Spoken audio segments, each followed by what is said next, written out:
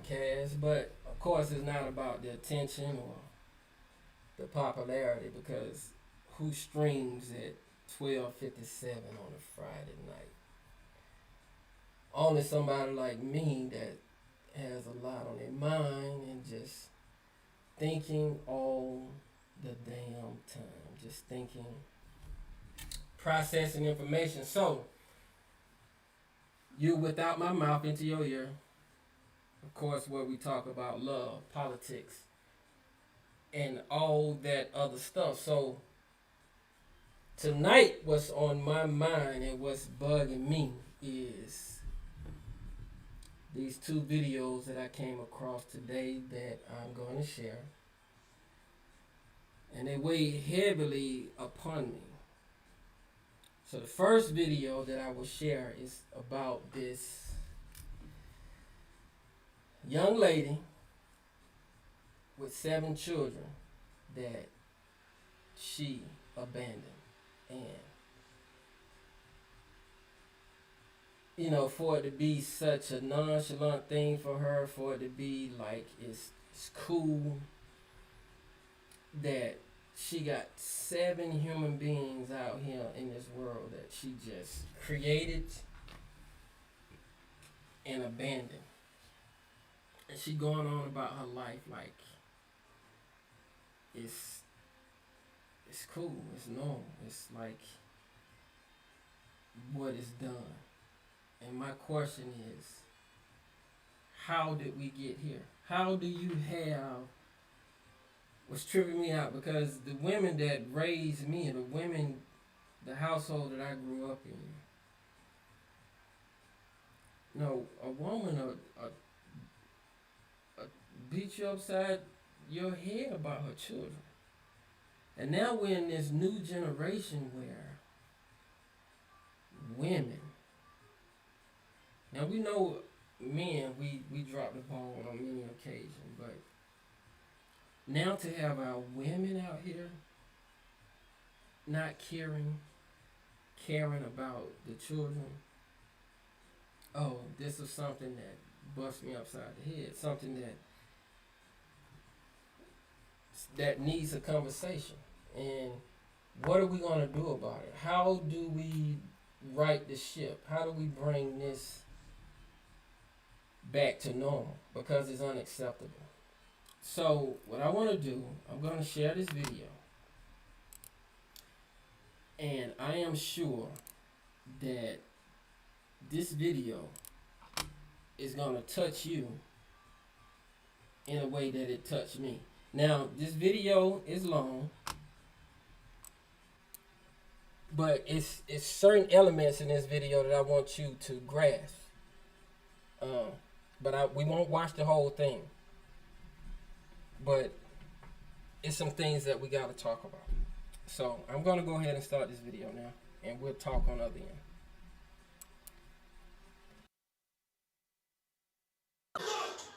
Them bitches gone.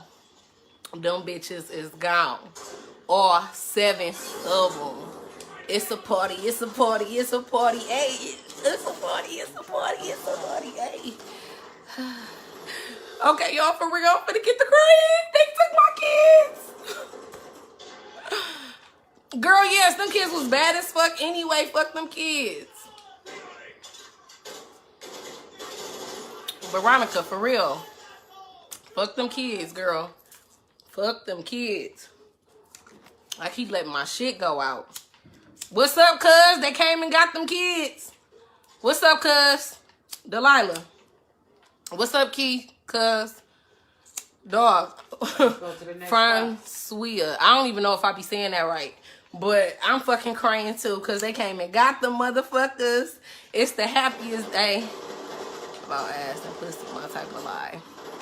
They came and got them motherfuckers. They came and got them. Do you hear me? You hear me, Willie? Motherfuckers believe anything. But they came and got them, though. They came and got them. Happiest day of my life. Damn, bro, I'm in the house. I'm in the right I'm house. talking about, I should have took a picture of them motherfuckers when they was leaving out the door. I should have recorded. These tripwires keep going on. I should have recorded. Yes, Marie, they really think so. So, actually, now listen though. Boy, head hoe shit all summer. Fuck them kids. Ah. Fuck them kids. What is y'all mad for? Y'all mad because I didn't want my kids.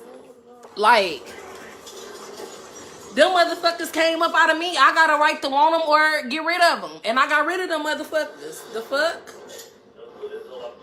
Y'all right. I knew what I was doing the whole time. I motherfucking went live and embarrassed myself on purpose so y'all can call them people so they can come get these ugly ass motherfucking kids. And guess what? It worked. It didn't even take them a whole 3 weeks to come get them motherfuckers. They came and got them. They gone. And I'm happy, nigga. I'm drinking. I'm smoking. And them kids gone. Fuck them kids. For real. Fuck them. Let's make some more. No, you gonna be a single motherfucking daddy. You gonna be a single motherfucking daddy. And they got a juggernaut. You gonna be a single motherfucking daddy. I'm not having no more fuck. Hashtag fuck them kids. I need everybody to hashtag fuck them kids. Hashtag fuck the. I'm not playing, baby. Andrea, I'm not playing. Girl, how do I get them to come get mine? Girl. My nigga, inbox me. Inbox me. I'll tell you how to get rid of them motherfuckers quick, fast. I will tell you how to get rid of them motherfuckers quick, fast. Because they came and got mine. Latrice, you want them to... They coming... How many you got? They need to come... Sharita, you want yours gone too? All right, inbox me. Them motherfuckers good as gone. I have them come get them tomorrow. Shatoria, I'm serious as a motherfucker on a period trying to get fucked. I don't want them kids. Shout out to Sex Toys. Y'all go shop with them. ASAP. My nigga Francois, he on here. I got me some toys. I get to use my motherfucking toys without them kids trying to bust down my door. Fuck them kids, Lanisha. I'm serious as a heart attack. Fuck them kids. Fuck them kids. Y'all think I'm... Dog, they don't understand, dog. It's fuck them kids. And whoever think motherfucking shit sweet. And if y'all want to fight, we can fight about it. Fuck them kids.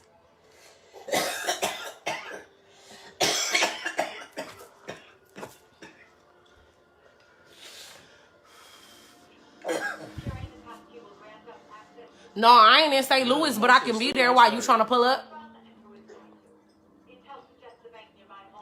No, I'm done showing money online. Somebody might try to rob me, and I might have to try to kill somebody. Oh, they ain't putting child support on me. They ain't putting child support on me.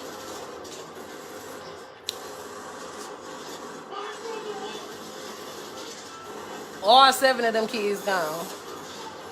Listen, I ain't gonna lose housing. I don't even get low-income housing or Section 8, Nicole. I might lose them food stamps, but so what? That's why I'm mad. I had these kids. Listen, you shouldn't have had the motherfuckers. You shouldn't have nutted in me. Period. And that's just that. That's just that. That's just the fuck that.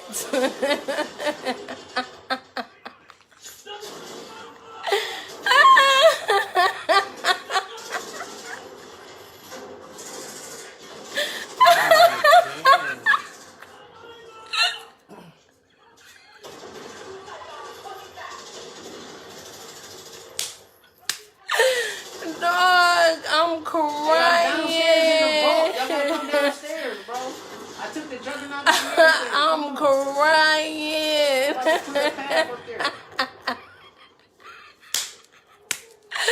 I should have just got my tube side. Nope, I'm finna have 7 more and get rid of them bitches too. For real, fuck them kids. Yes, I'm the lady that didn't finish this girl hair, and I got my 7 kids took because I didn't finish her hair. Go to the They vault. came and Let's got go. the It's in here. motherfuckers. My top lip probably glossy because when I hit the blunt, I don't know, shit. It's all over the wood. That's why. That's why we need our kids back. Matter of fact, fuck it, pass the blunt. Man, fuck them kids. Come smoke, baby daddy. Get my lurking for y'all. This is a lie. She only got one daughter.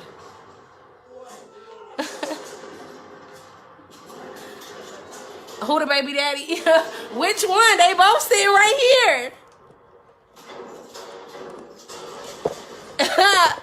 Both my baby daddies in one room at the.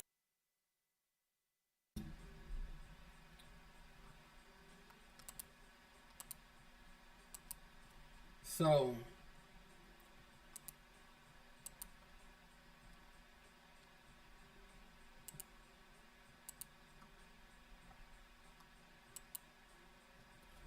all right. So, I stopped the video there because it was just too much, right? So, of course, the video is much longer than that. You can go out there and Google and search that on your own. So that video is probably about 24 minutes. I tried to edit it out or show the parts that were most concerning to me. So to see these guys sitting around playing video games, right? They playing video games, and apparently she said they are the father of her children. All right, first of all, let me put this out there. I do not like the phrase baby daddy or baby mom. I can't stand that, right? Because these are the things, these are the titles that we give ourselves to degrade you and to keep us down. No, you're not a baby mother. You are the mother of children that you love. You are the father of children that you love, right? So I can't stand this baby mama, baby daddy colloquialism. We kill that. No, you are a mother who have children that you should love. You are a father who have children that you should love, right? So my question is, how did we get here? I understand the Willie Lynch letters. I understand we have been over sexualized and was treated as property and was treated as valuables, right? So we was bred. I understand all that. But as a human being, when does common sense set in? When does responsibilities for our actions set in, right? So when this video came across me, I was so disturbed, right? It's nothing wrong with balling out, having a good time, and enjoying life. There's nothing wrong with that. But when it's just you involved, it's not an issue. But when you bring children into the world,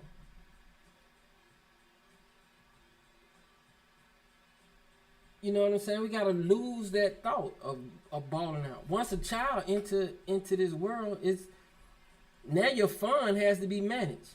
It doesn't mean that your fun go away, but now your priorities are more important. The children are more important. So the thing is, how do we correct this situation, right? How do we correct it? Now, I'm not one to believe that getting police involved and because people having children, they being irresponsible, that they deserve to die. Because who made you God to make that the decision for people, right?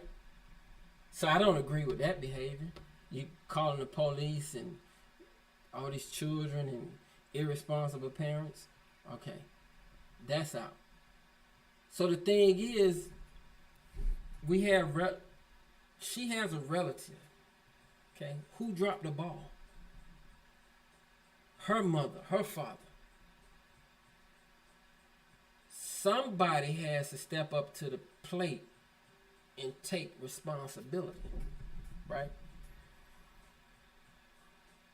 And we got to stop pointing the finger, because it's, us being black people brought over into this country. We got to start somewhere. Make the playing field level, and stop blaming others. We got to take responsibility. And we got to get out of these video games, get out of this television, this BET. Bob Johnson, the owner of I hold him a little bit responsible, because it just cannot be about profits. We got to have some kind of humanitarian spirit about ourselves. It can't just be about, let me get my money, and who cares about what's going on with the other people in the world. I grew up in, Tupac. Loved some Tupac. One of the songs he had out there, I gotta get mine, you gotta get yours. But at some point, after we get ours, somebody gotta reach back and help the next person. We can't just sit back on our high horse and look down on these people. Because guess what? They need love too. They need somebody to care about them too, right? Why are gangs so prevalent? Gangs are so prevalent is because somebody didn't reach back and give the love. Granted, our community was under attack through the drugs. Everybody look at Ronald Reagan as the savior. Ronald Reagan was the biggest dope dealer. I know don't nobody want to hear that. Ronald Reagan was the biggest dope dealer that tore up our communities in the late 70s and throughout the 80s. Rick Ross. Of course, he was trying to survive and do his thing. But Rick Ross was the pawn in the whole system. And let me tell you, my man was smart. The crack went throughout the whole United States in our community, right? And it messed us all up. I'm a victim of it. Dad on drugs. Projects I grew up in, mother killed in them projects, right? But guess what? It's some good-hearted people in the community that knows what's right and what's wrong, right? We got to stop being selfish, and we got to reach back.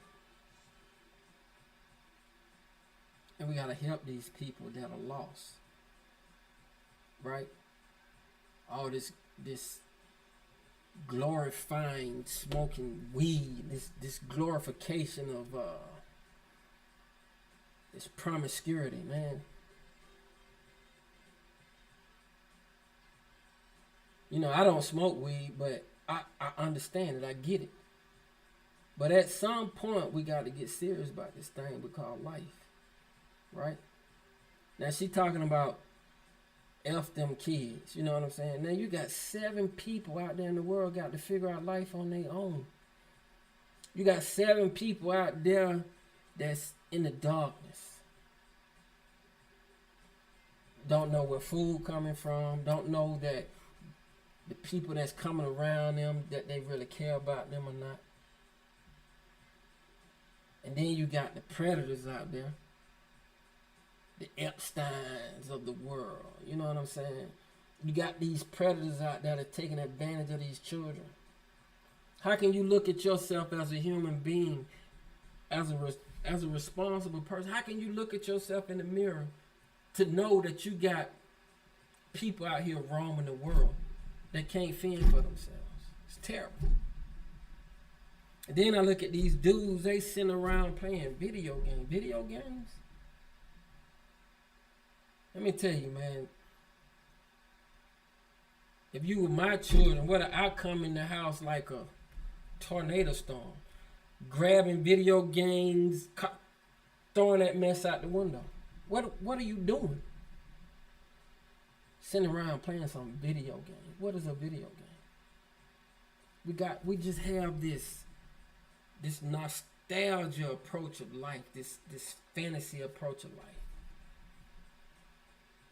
We're never gonna solve our problem with wanting to escape all the time. You gotta get past this fantasy and wanting to escape. So the background that I'm from, man, you know, men, we gotta step up, man. Man, you have a son, you got to, you know, I know we're living in a different time where you got to show love and hugs, but still you can be firm and all that. Your voice can still be strong and all that. Like, look, man, this is what it is. You know what I'm saying? We got to do better. And just because it's hard, don't mean you give up. If it's hard, that means you got to do it harder. It's just what it is. I think back, the generation before me coming up, the I am a man posters. These brothers going to work. The only jobs they could get was the sanitation work. Right? But guess what? Them brothers went to work. Suit and tie. Picking up trash. And guess what? They went home with dignity and respect and love.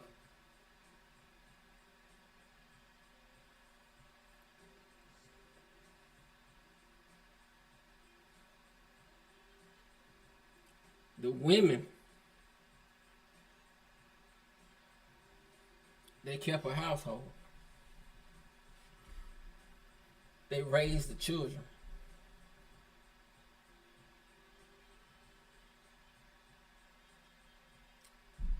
Cooked home-cooked meals with what they had.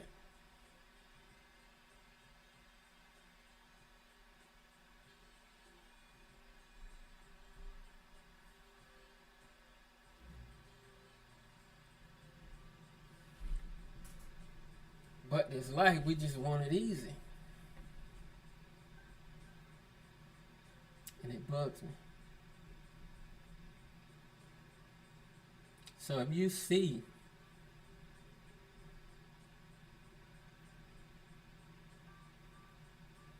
it takes a village to raise a family, right? It takes a village to raise a community.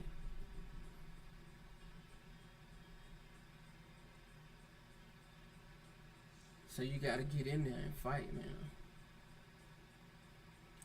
It hurts my heart to see these women out here like this.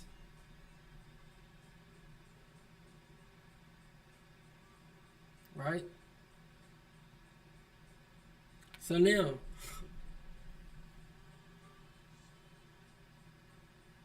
I don't want this to be like, you know, we're picking on black people, picking on our people, whatever. This is not a black people issue. This is a human being, American issue.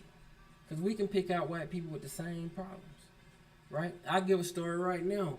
When I first started driving trucks back in the 90s, right? One of the many professions I had in life. So, me and my partner, we go out to North Carolina as far as we can go, but it's time we got to get back, right? So the far as we can come back is South Carolina. So during this time in South Carolina, this white lady, she want to get with this guy, but he don't like children. So in her head, in order to get with this dude, she got the thought that came in her head was to kill her children. So she drives her vehicle in this lake with her children in the car, drowns them, kill them. And then when she had to give a statement to the news and the police, she blamed it on some black men, right? So me and my partner, we got comm checks because we couldn't get back to Atlanta. We check into a hotel room, right? So he gets his room, I get my room. Take a shower, I come back, watch the news. Shout out to my middle school teacher, Mr. Campstein. Always taught me, pay attention to the news, everything that's going on around. So I'm in this hotel, just out the shower, turn the news on. White woman kill her kids. She blame it on black men. Give this description. I go out the room, knock on my room with my partner. I said, look, man, we got to get out of South Carolina right now. I wasn't concerned about what he was thinking and how he felt. I knew that I was getting back in that truck and getting my tail back to Atlanta. Because I knew that South Carolina was hot. It was about to be crazy, right? Go back in the room, get my stuff packed, put my clothes on. Knock on, man, I'm out. We get in our trucks, we hightail it back to Atlanta. But the point of that story is, on my Libra scale, is to put, it's not a black or white thing. These are issues that human beings are dealing with that we need to find ways to resolve these issues, right? So, I titled this shit I am not familiar with, but trying to have a better understanding about. I have a cousin. He probably tripped out. He's an uncle, but by him being younger than me, I call him a cousin. His girlfriend at the time, she comes up to him and just drop their babies off to him, and she takes off and leave him with the children. I'm just tripping. I'm like, this was unheard of during the time that I was growing up. So we got to do better. I'm not blaming it on a woman thing, because men, we are just as guilty. And one thing that I hated growing up is, if a guy got a girl pregnant, he felt that she was taking advantage of him because she got pregnant. This is like the craziest thing in my head, when it took two people to come together to create a child. So how in the world can he be mad at her for her getting pregnant and she mad at him? You know what I'm saying? You have to make better decisions. And then a man give up his body to the woman and he don't want her to have a child. And she decided she wants a child, and he gets mad because she decided she wants a child. But bruh, my attitude is this. That's a choice, right? She has that choice if she wants that baby. Now, if you want to take that choice away from her, don't give her the seed to have the baby. Don't give her the seed, and then now that she have it, you mad because she decided to keep it. It's crazy. It's crazy thinking. All right? So we got to do better with the choices that we make in life. Now, if you give her the seed, now guess what? She received the present. So with that present, she has a choice to choose. But guess what? If you don't give her that present, she don't get to open the gift. All right? So we got to stop with this simple-minded thinking and get together. Have fun. Because nobody's trying to deny you from being a human being. But at the same time, we got to make better decisions. This is what it is. Dr. Carter G. Woodson is one of my favorite books on the planet. The Miseducation. If you can determine what a man shall think, you never have to concern yourself with what he will do. Turn the TV off. What are you putting in your mind? What are you putting in your head? What are you accepting to be true or false in your life? Tupac, the media is full of dirty tricks. And I hate how Trump exploited the phrase fake news. I can't stand it, right? But guess what? He was able to exploit that because the media hasn't been friendly, especially to black folks. They haven't been friendly to us, right? Because it's all about profits. It's back to the greed again. It's capitalism. In order for somebody to win, somebody got to lose. So now you have to ask yourself, are you going to win or are you going to lose? Are you going to let somebody exploit you? Are you going to let somebody take advantage of you? Sit back, analyze, understand. It's a game, and the people at the top don't care. They about their money.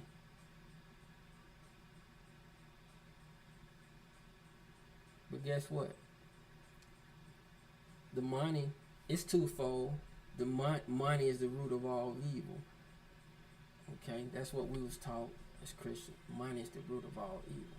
But guess what? The flip side of that, if you don't have the money, you can't live the lifestyle that you want to live. Because what? We got to pay the water bill. You got to have water, right? You got to pay the light bill, right? You got to go buy the groceries. So the root of money is not all evil. You got to find a balance of it. Alright, so I can go on a tangent about these things. It's just that I love people. I love all walks of life. I don't care. You know what I'm saying? I think racism is the dumbest shit on the planet. Racism is dumb as hell. But I understand racism because it's capitalism. You can pick any of these isms, socialism, communism. You can pick any one of them. It's always going to be a group at the top and a group at the bottom. But the people at the top got to understand that you cannot exist or you cannot have a way of life without the people on the bottom. So it makes no sense to have this lack of concern about other people. It's stupid. It makes no sense.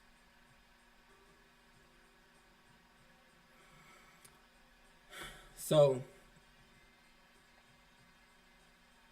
bottom line is, man, we got to reach out.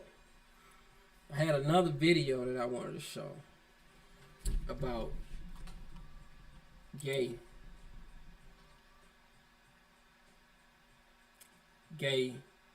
black men. All right, and the title of this video, of course, is the shit that I'm not familiar with, but trying to get a better understanding. So, with saying that, I'm gonna go ahead and show this video. Give a little bit of it. You ready? Yeah, I'm ready. Okay, cool. Get in here, best friends. I will tell you, this is a sad video for us. I think for some of you all, it'll be sad as well. But I think it's actually a beautiful thing because whenever you can share truth, it opens the door for transformation and just opens the door for so much more. So let me just jump right on in. Corey and I have decided that we're going to not date. I know some of y'all may say you're breaking up. I guess you could call it that. It's a decision that I made, and we talked about this morning. In addition to that, I want to share with you all today some parts of Corey's past that he has told me I can share with you because it kind of plays into, us, not necessarily why we're not dating, but it kind of plays into all this. It comes into play. Corey has done adult videos. Porn. Yes, Yeah. he has done that. Some of y'all, I'm sure, are already aware of that. I'm sure many of y'all are probably not, because most of y'all, I imagine, are not watching, whatever he was doing. I mean, most of y'all are women. But regardless, I want to share with you all about how I found out that information. I'm going to also share with you how I got to the point of telling, hey, Corey, I don't think that we should, be in a relationship, and just sort of how everything happened. Because for a lot of y'all, you feel like, oh my God, this happened so fast. There's a whole lot more to the story. There's a whole lot more, and I'm going to share it with you. So get your tea, get your coffee, get your glass of wine, baby, whatever you have, okay? So I know there's a lot of y'all stuck in the house just like we are. So go on ahead and listen close. I'm going to jump on in. And also click like and click share, because I know that a lot of you all have friends who also are my best friends who watch me. So I want to make sure that everyone sees this, because so many of you all have seen so many parts of our story that I want to make sure that you all see the full story. I always want the full truth. We're going to keep that boundary of, this is my friend, I'm your friend. We're not going to be intimate. And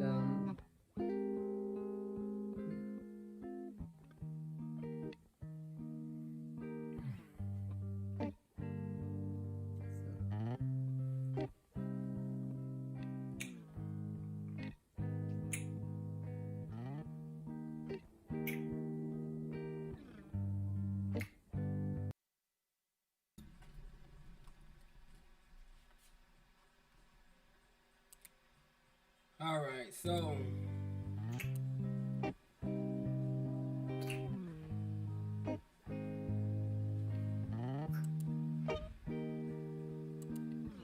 all right, that was definitely a hard video. yeah, so we're just taking it day by day. Time, I'm just trying Our to feelings for each other obviously have not changed, but a better mean try to have a holistic this is just for the best. understanding about. Just for the best. So I life, hope y'all will right? be supportive of this. So I hope y'all my will be mother was kind to killed Corey. He when I was 9 has years shared old. his testimony with me, and I call it testimony because it's his past.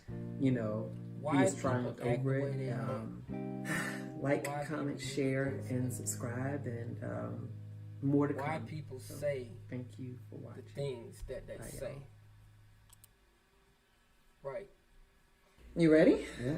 So these things was always Get in here, best friends. I will tell you, this is a sad video for us. I think for some of you all, it'll be sad as well. But I think it's actually a beautiful thing, because whenever you can share truth, it opens the door for transformation and just opens the door for so much more. So let me just jump right on in. Corey and I have decided that we're going to not date. I know some of y'all may say you're breaking up.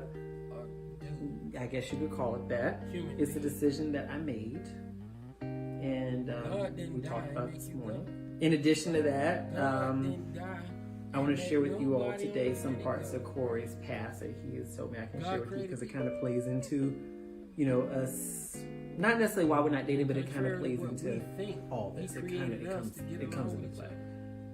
Corey has done adult videos. He created us different. Yes. He created us. He's to done get that. along. Some of y'all, I'm sure, are already aware of that. And if we think I'm sure about many it, of y'all how are probably simple not, it is. because It's so freaking most of simple. y'all, I imagine, are not watching, whatever he was doing. What Most somebody y'all are do women. in a person. But regardless, I want to share with you all about how I found out that information. I'm going to also share with you how I got to the point of telling, hey, Corey, I don't think that we should, be in a relationship, and just sort of how everything happened. Because for a lot of y'all, you feel like, oh my God, this happened so fast.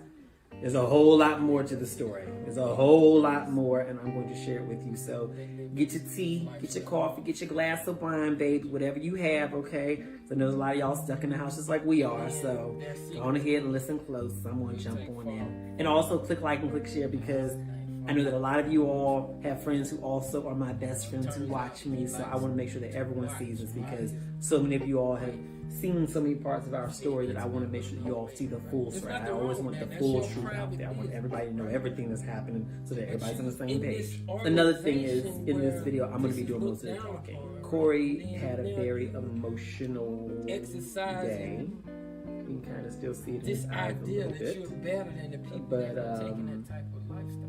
in his agreeing to be with me on cameras, I share this with you guys. I volunteered to say, hey, I'll do most of the talking. So let me share with you about how I found out about his past. So when I met Corey, it was about a year ago, a little over a year ago, at this bar called Trunks in West Hollywood. And he comes in, and I'm using all my feminine energy to try to attract him in. He comes in and you're looking at me, looking at me. But I refused to walk up to him. I was like, I'm not going to come up to this man. So I just kept looking at him and turned away, looking at him and turned away. And I'm praying in my heart, please let him come up to me, please let him come up to me. And so he comes over to me, and in my mind, I didn't know who he was. I didn't know what he did. I didn't know nothing. All I knew was that this is a very attractive guy, and he's looking at me, and I hope that this night does not end with us not talking to each other. So he comes over, and you were so forward, and so persistent. You're like, hey, how are you? And I'm like, I'm good. And he just kept pushing. We exchanged phone numbers. And for the next couple weeks, we would text and talk every single day. Rather, it was just a short text to say, hey, how are you? Or it was, talking on the phone for hours. So it always would seem like we start off a conversation for 5 minutes, and before you know it, it's 3 o'clock in the morning. It was just a really beautiful thing because I had not felt that way in a long time. Meeting someone where we could have amazing conversations, and, my work was not coming up. And he never talked to me about my work. And I never talked to him about his work either, because my logic was, I'm not going to ask you what you do for a living, so I don't want you to ask me what I do for a living, because of the fact that often when guys learn what I do for a living, they become very, very intimidated by it, and they kind of shrink up. And of course, you have the opportunities to pop up here and there. So my logic was, let's get to know each other in every other way before we bring up what I do for a living, because I just really did not want to talk about that. So we're just having these amazing conversations about his childhood. I learned about his mom passing away when he was 15. I learned about all of the things that happened in his life after that. It was a really rough path. And it's his story to share. He will share that with you when he's ready. But we talked about that, and I shared, lots and lots about my own life. And then one day, I remember I was in the kitchen cooking while I was on the phone with him. I was on FaceTime. And then he says, come into the camera. He says, come here. So I came over to the camera, and he says, when you going to talk to me about the fact that you're famous? I was like, huh? I was like shocked, like, huh?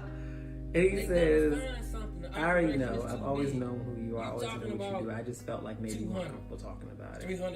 And I said, well, you're right. He's very perceptive. Always has been very perceptive. And so I said, you're right. And I told him why. And he understood why. And so I felt relieved. I was like, whew, I have a weight off my back now that you know what I do for a living. I go back to cooking. It doesn't even occur to me to ask, well, what do you do? I was kind of being selfish in that moment. I was just thinking about the fact that I felt relieved. And he says, well, hold on. Let me share with you, because I have a weight that's on my back, too. I can tell you were so nervous. Like, he's normally cool as a cucumber. You were so nervous. And I don't know the exact words that you said. I don't remember. But basically it was, I'm in the adult industry.